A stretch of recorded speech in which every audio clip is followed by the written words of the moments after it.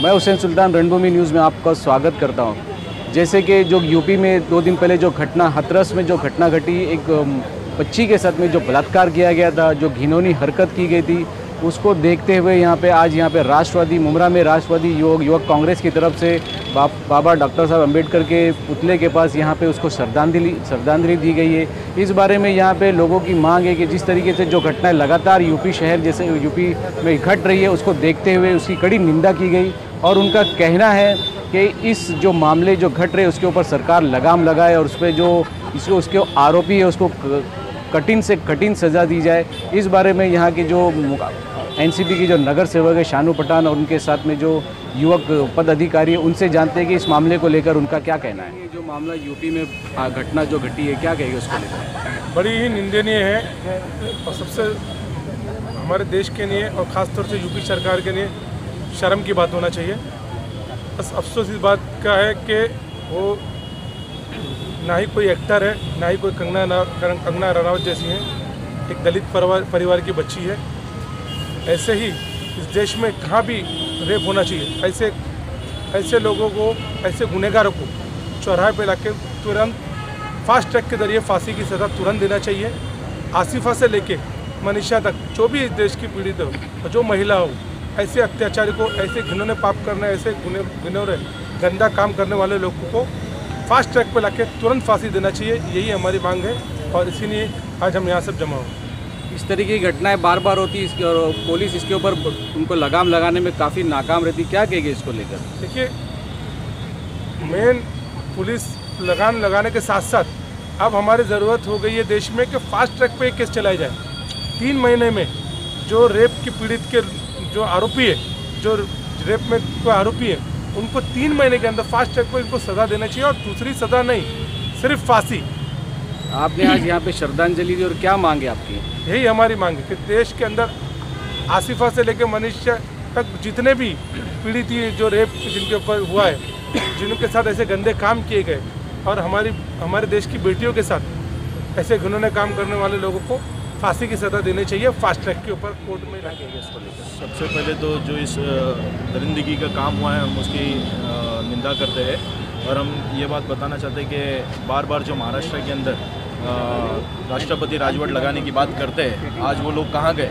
आज यूपी में सबसे लॉ एंड ऑर्डर सबसे ख़राब यूपी में चल रहा है, तो आज यूपी के अंदर सबसे पहले राष्ट्रपति राजवट लगना चाहिए और हम इस हरकत के ऊपर जिन चारों लोगों ने ये जो काम किया है उस पर तुरंत फांसी की मांग करते हैं कि इन्हें फास्ट ट्रैक कोर्ट में लाके इनको फांसी की सज़ा दी जाए। महेश्वर भाई, जब भी इस तरीके की घटनाएं होती है, श्रद्धांजलि दी जाती है, उसके बाद फिर वही हाल हो जाता है जिस तरीके से पहले था। देखिए, श्रद्धांजलि तो जब भी ऐसे कुछ होता है, कांड होती है, जैसे गैंगरेप्स वगैरह होता है, तो श्रद्धांजलि तो हमारा एक हक है कि हम श्रद्धांजलि अर्पित करें पहले उस पीड़ित महिला को, बेचारी जो उसके साथ हुआ है, उसके लिए श्रद्धांजलि तो इम्पॉर्टेंट है। लेकिन कब तक होगा ये समझ में नहीं आ रहा है। बीजेपी गवर्नमेंट जो चल रही है, बीजेपी गवर्नमेंट क्या करना चाहती है यूपी में, हमारे समझ में नहीं आ रहा है। जब भी कोई कांड होता है, ज़्यादातर कि यूपी में ही होता है ये। अभी तो यूपी की पुलिस ने भी हद कर दी है कि रात में 2:30 बजे उस लड़की को उसके विदाउट उसकी फैमिली उसका उन्होंने अंतिम संस्कार कर दिया।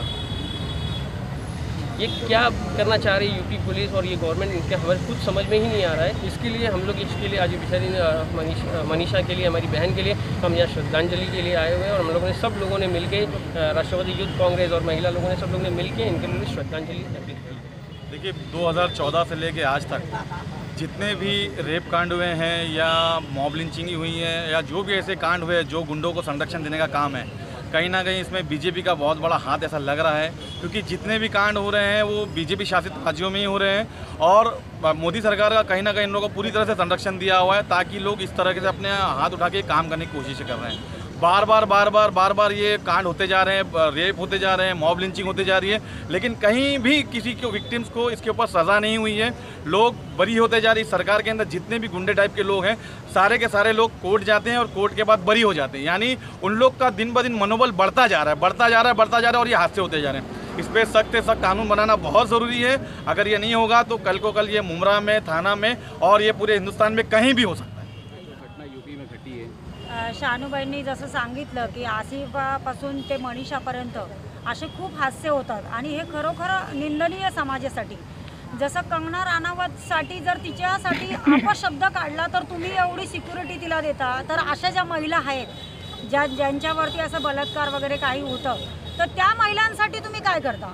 त्या महिलांसाठी तुमच्याकडे कुठली सक्षम यंत्रणा नाही का की तिच्यासाठी 2 दिवसात जर का तुम्ही तिला सिक्युरिटी देता, तर ज्या महिलेवर अत्याचार झाला आहे त्या महिलेला तुम्ही 2 दिवसात का नाही त्याच्या आरोपीला पकडू शकत? जर तुम्ही सरकारने जर मनात आणलं, BJP सरकारने जर मनात आणलं तर ते करू शकतात आणि आपण पोलिसांना त्याच्याबद्दल बोलू शकत नाही, कारण त्यांच्यावरती देखील दबाव असतो. त्यामुळे त्यांना आपण काहीच बोलू शकत नाही, कारण हे सगळं जे करतं आहे ते केंद्र सरकार करते. त्यामुळे केंद्र सरकारने याची कुठेतरी दखल घ्यावी आणि आम्ही आज अशी अनेक वेळा श्रद्धांजली देतो.